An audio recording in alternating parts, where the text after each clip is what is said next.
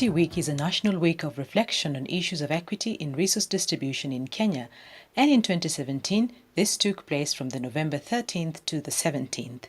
Several events were held in various venues in Nairobi and Elgeyo Marakwet County and brought together individuals from academia, the civil society, government, the arts community, development organizations, and citizens for a conversation about the promise of more equitable development as enshrined in Kenya's 2010 Constitution.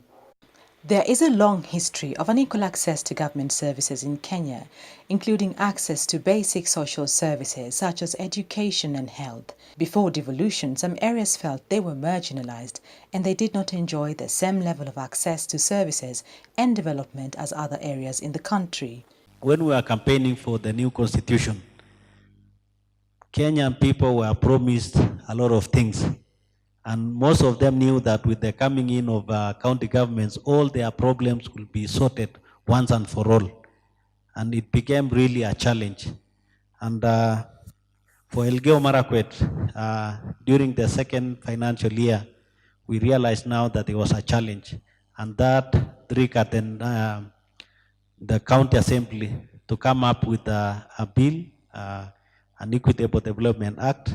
Now, devolution and generally the whole concept of us changing the constitution, there was, I think, a credible belief that marginalization was a big issue in Kenya and we needed to change the way we distribute resources as a country. Even before devolution, there were a couple of things that we were trying out to try and improve the situation. So you had, little funds here and there, CDF being one of those, very celebrated by MPs. I don't know about you guys.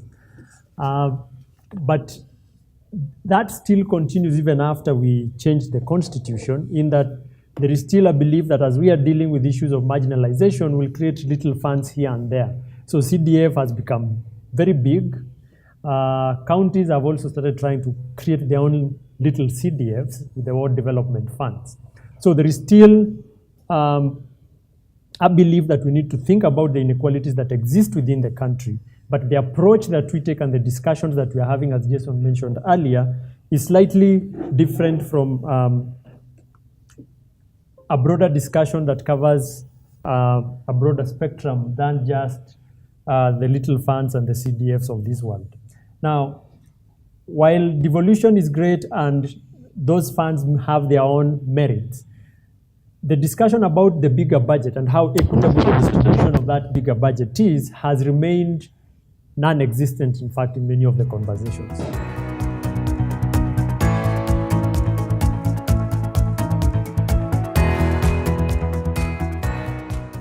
It is good to note that devolution has indeed had a positive impact on how we distribute national resources since 2013, when counties started operating. Services that were previously accessible only in certain areas or to certain classes of people have now been decentralized and made accessible to other people.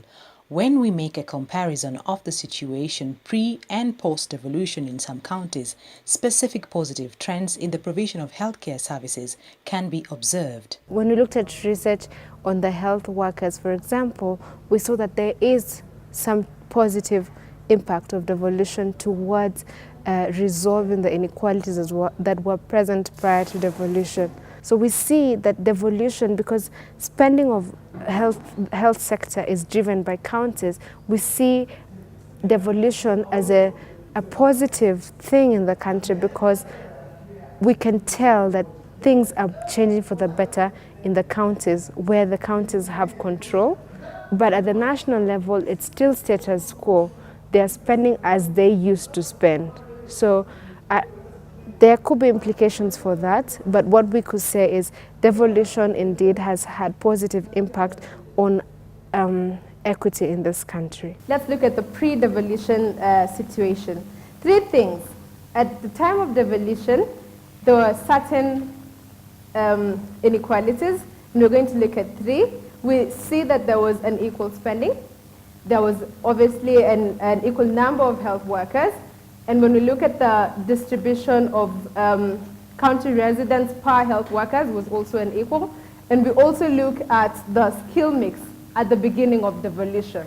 Then now we look at post-devolution. We got from 7 counties, and what we see is an increase in health workers, a positive change in health workers, but it's not similar. So you see counties like Samburu, there's 13% increase in health workers, and counties like Turkana, for those 10 categories, 232 increase in health workers. So it's a significant increase. But the trick is just look at the numbers. Still, they don't have as many health workers as they would need for the county, okay? But there is positive change. One of the things that devolution has done, I mean the most obvious, is the fact that management of health services in terms of implementation is at the county level. So that means that in one way we expect, and we have seen actually, that different counties have come up with different interventions. It has also, I think, in a big way helped to locate the need, in terms of where is it that we don't have enough doctors and nurses, where is it that we don't have dispensaries, and we have seen, cases like we covered during the Equity Week around employment of doctors and nurses. You find Turkana has employed, a huge number of doctors and nurses. West Pokot has built health units and dispensaries. So different actors. But the other thing that we also devolution has done is that it has also in a way raised the stake of healthcare provision, in the sense that when there is a problem, people know that they don't need to fight to go to Nairobi. They can just go to their county headquarters and things will be fixed.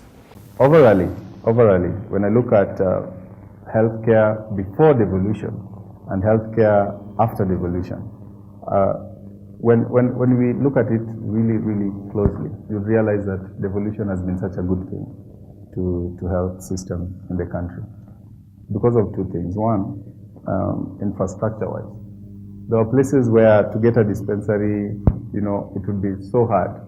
But then post-devolution, we've had, also for political goodwill, these governors want to be re-elected. So they throw a dispensary here, upgrade a hospital there, for their own re-election, which is a good thing.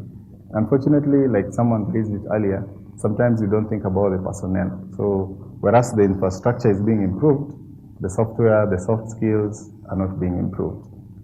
The second thing that devolution has really helped us with, and it has spread it now to even areas like Kibera South. In a facility like that, you'd never find a medical doctor. But right now, we have medical doctors there.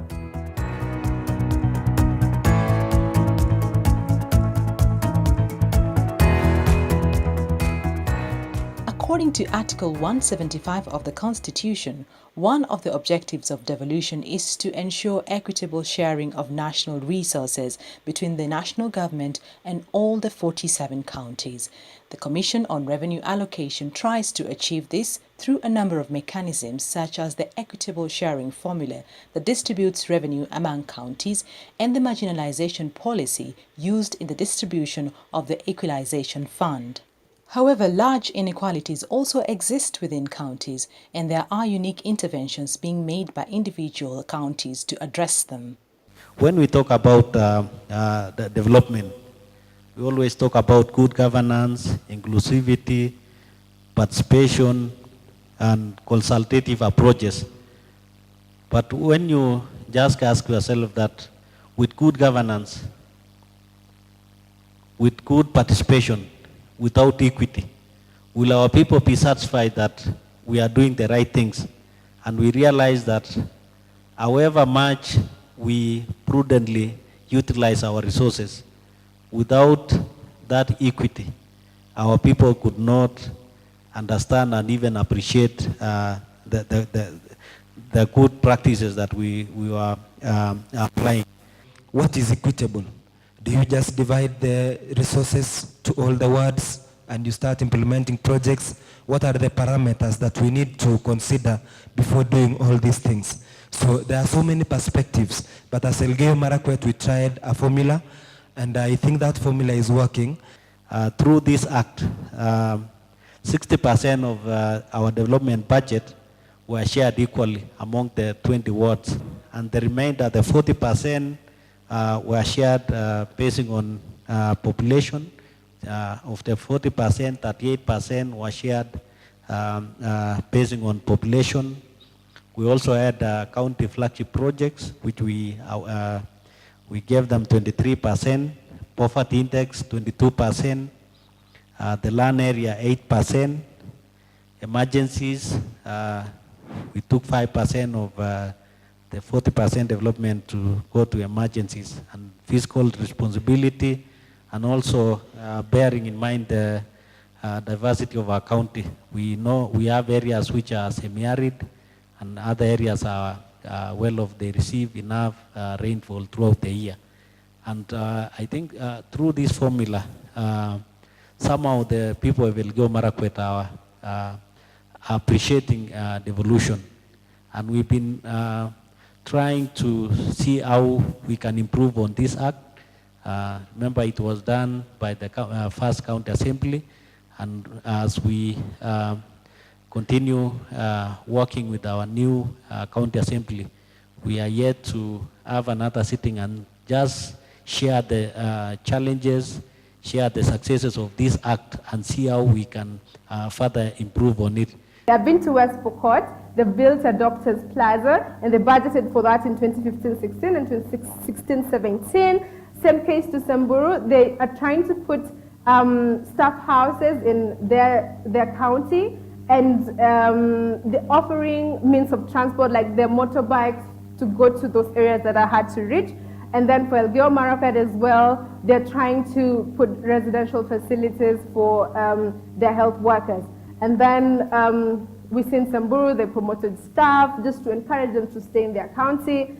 And then we're seeing that in counties like Elgeyo Marakwet, they're improving their working environment. So they're trying to attract and retain health workers through various strategies. One of the good things that we did with devolution is that we decided we needed to have a more predictable approach to how we distribute resources across the country.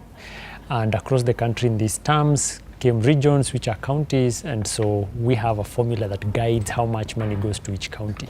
Now, if you look at that formula, it has a couple of things in it. So we distribute those resources based on issues such as population, how poor the counties are. We do have an equal share that we give to each county. We have something on fiscal discipline, which we are still struggling to define. We've tried, but we are not yet there yet. But also we look at the vastness of the areas. So because if you're in a wide county, then probably you need more money to distribute or to get services to people. So that's basically what we use. And I think one of the things that has been good about that is that it's a formula that is designed in a way that it ensures that you're giving money to where there is need. And so the higher the population in a place, probably the more money you need as a government in that county to provide services. But at the same time, it does have a redistributive angle to it, which is really the poverty part. So the poorer you are, the more money you get. So in those two fronts, we've made some steps, but then there is still a challenge, because when you think about population and poverty, we don't give any direct money to those things. You give money for health depending on how sick the population is. So if you have two counties with the same population, but one population is sicker than the other one, then it's really not fair to give an equal amount to both counties. So there is still a challenge in that the parameters that we are currently using are really based on proxies of need rather than the direct need that exists in these places. And so going forward, as we get into 2018 and we are thinking of revising this formula, because we have to revise it, then it will be an opportunity for CRA to try and bring in a couple of direct measures of these needs, because it means counties will be better placed to meet those needs when they are getting money that is measured according to what they have to provide. And so, as a commission, when we came on board in the year 2011, we came up with a policy, and by 2013, we had done a policy. And in this policy, we identified areas that are marginalized. And we used a county as the unit of analysis. One, because of data. We didn't have enough data to go to lower areas. Two, that time, there was this hype about devolution, and everything was county-based. So we were carried by that weight. And so we used county as our unit of analysis. And we identified 14 counties, and they're listed there. Turkana being one of them, Mandera, Wajir, Marsabit, Samburu, West Pokot, Tana River, Narok, Kwale, Garissa, Kilifi, Taita Taveta, Isiolo, and Lamu counties. And this we did using a lot of various approaches, as I will explain later. Now, this policy has been in use for the last 3 years, 2014, 15, and 16, to share revenue from the Equalization Fund. Remember, the role of the commission is only to come up with a policy. Somebody else shares the policy, shares the revenues, and gives the money to these areas. And this somebody else is the national government. So we do a policy, we come up with a criteria, then hands over the criteria to the government to implement. And then there's something that Marakwet County, for instance, is doing, which most of these other counties in the far-flung areas are also doing, which has really helped us with equity in terms of distribution of services. Doctors traditionally wanted to be near Nairobi or near big towns, Kisumu, Mombasa. In these areas, when you're a specialist, apart from working in the government, you can also set up your clinic and run it. And so there was no motivation for a doctor to want to stay in Marakwet or for a doctor to want to work in Marsabit. But then some county governments, interestingly, in the pay packs for doctors, which is not announced, is that they offer you like a return ticket for two in a month, like to and fro from the city. So they lure people to go and work there with the promise that at least every month you have a return ticket to the capital city. And so that alone is something that is interesting people who have families, because at times, you know, you've already established your family here and someone is sending you to Wajir and you think about it, you say, let me go into private practice, okay, or you may as well just quit government. But now doctors have the incentives, and some counties pay allowances for people to work in those areas under the category of hardship allowances. So that is something that is really a plus.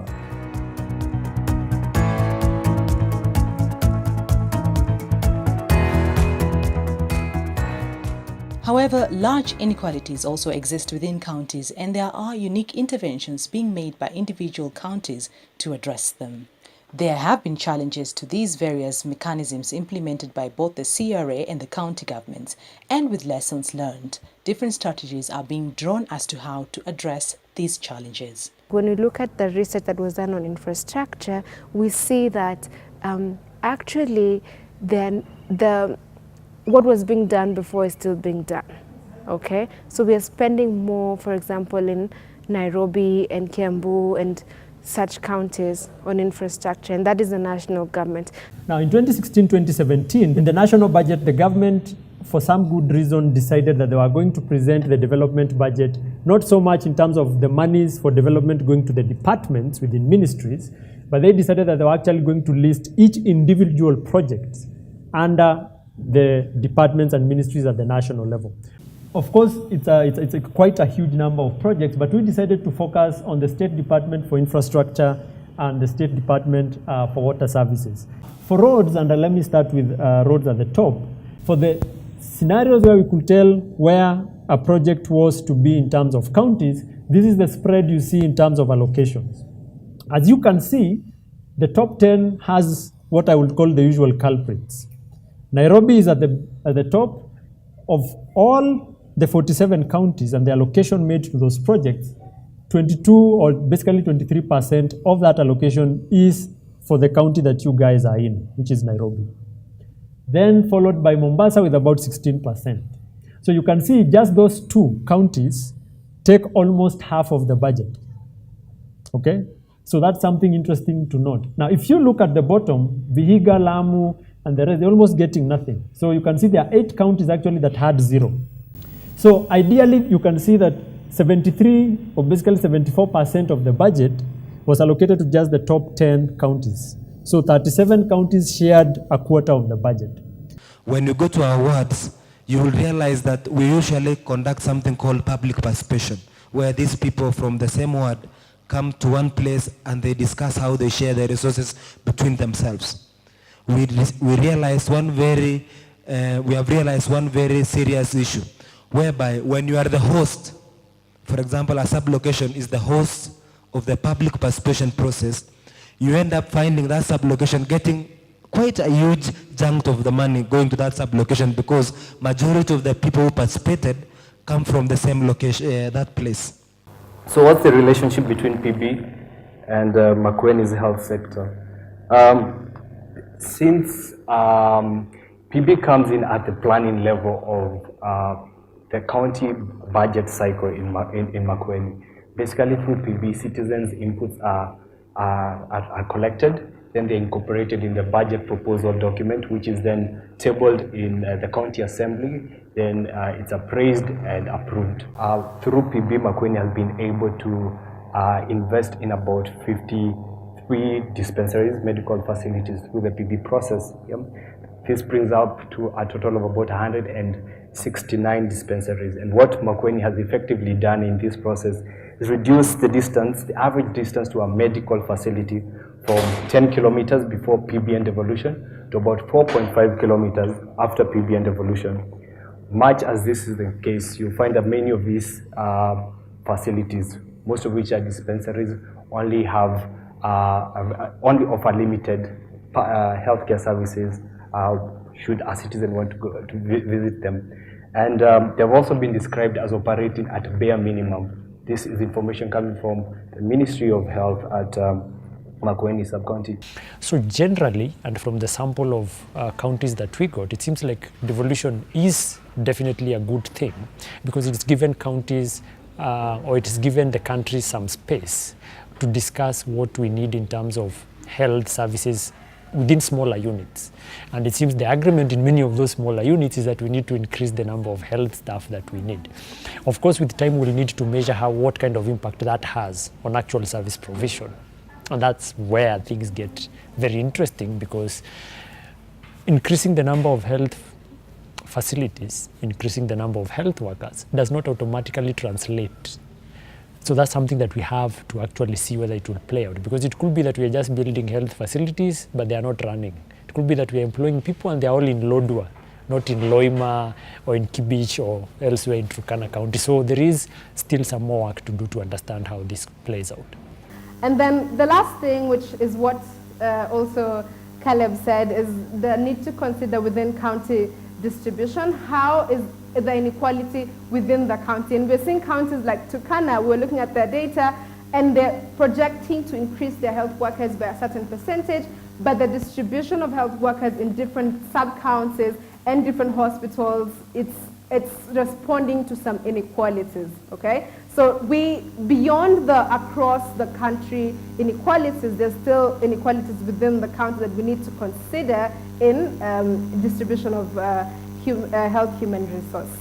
And of importance to us, I think, is the formula which CRA is using. And we've been critically looking at this formula, and we realized that this is a formula which I'm told it was borrowed from South Africa, which compared to Kenya, they've already developed their infrastructure. For example, when we come to issues like roads, a county like Elgeyo Marakwet, we are still struggling to start new roads.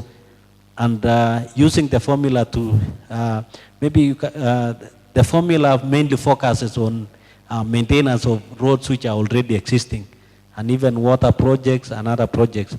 And of great importance to, I think, most of the counties who are present today, because you realize that agriculture is the main economic activity in our counties. And I've been trying to look at the CRA formula to see where agriculture comes out clearly. And you realize that maybe a county like Nairobi, which has the highest population, will get more money which were meant for agriculture, and Elgeyo Marakwet or maybe Makueni will receive less money which were meant for maybe irrigation and agriculture. So I think as we discuss this, we also need to look for ways of engaging the CRA and even the National Assembly and Senate, so that as we move to the next phase of, or we amend the formula, some factors are considered that will bring equity to all our counties. That first policy was operational for only 3 years. and the 3 years have passed. And so the Commission is in the process of coming up with another policy. We call it the second policy, identifying marginalized areas. We want to go lower, as he said. We no longer want to use the county as our unit of analysis. This is just to improve targeting, because at times, there are counties that people think are doing so well, the Kiambus, the Kajiados, the Nairobi, and yet there are pockets of marginalization in such counties. These are the people we want to target. And it's partial, like we identify areas, not communities. When 2013, when we did the Commission of Revenue Allocation as a country, they did it without doing costing of functions. And eventually they gave us a formula, which I can say here that is disadvantageous to majority of the counties, and Elgeyo Marakwet being one of the leading in terms of being disadvantaged. So when they did that one, they didn't look at so many parameters. And I think even when we are discussing today, we should look at those parameters. When you only say you want to use population, you want to use area. In Elgeyo Marakwet, we have a serious challenge in terms of terrain. Terrain is a serious issue. We might be the same area square kilometers. We have the same area square kilometers, but Elgeyo Marakwet and a county like Uasin Gishu, a county like Baringo, a county like Nandi, we have unique features. So for Elgeyo Marakwet to do a kilometer of a road in Elgeyo Marakwet probably can cost 10 times more than a road in Uasin Gishu or a road in another county. Same to our brothers in Baringo. And then there's this issue on recurrent and development share. We realized as we were looking at the budgets from these counties, for example, Samburu and Elgeyo Marakwet and Busia and so many counties, that they're struggling to keep within the 70-30 rule. What the PFM Acts provide is that you should not surpass recurrent expenditure of 70%. And most counties at 69%. Some counties are even at 72% when you look at their budgets. And what it means to get more health workers is recurrent expenditure, isn't it? So what the trend has been, for example, in Samburu, in 2014, 15, and then 16, 17, they've been spending on infrastructural projects, which means health facilities, right? So now they have all these health facilities. They've gotten dialysis equipment. They've been spending on capital expenditure. So now they are in a situation where they need to fill those places with workers, right? And what does it mean? It means you spend on recurrent, but there's this legal requirement of 70-30. What do they do to get more health workers into their country? So that's an issue that we've seen in many counties, that even if they want to recruit health workers, they're still limited by this legal provision.